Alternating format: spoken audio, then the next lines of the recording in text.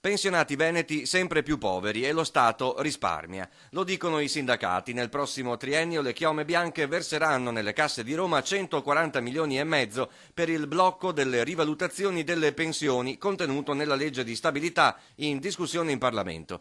In soldi, per chi oggi percepisce un assegno mensile lordo sopra i 1.500 euro, vuol dire che dal 2004 al 2016 percepirà 615 euro in meno.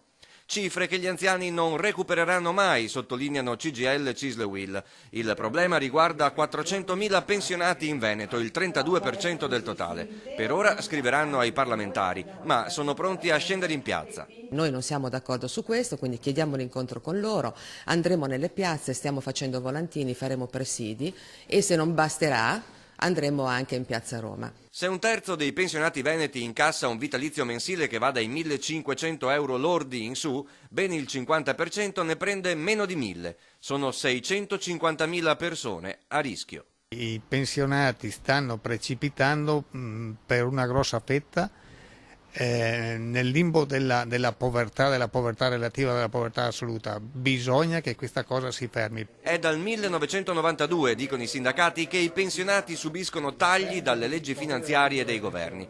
Sono 36.000 i centri di costo dello Stato, ma anche stavolta viene colpito il reddito fisso medio-basso e non si fermano gli sprechi e le rendite. La politica ha difeso se stessa e ha colpito la parte più debole del paese, senza colpire tutta quanta quella che è la rendita immobiliare e finanziaria. Molte rendite finanziarie sono state fatte con l'evasione, molte rendite immobiliari sono state fatte con l'evasione, lì non si colpisce, ma si colpisce il reddito piuttosto che la rendita.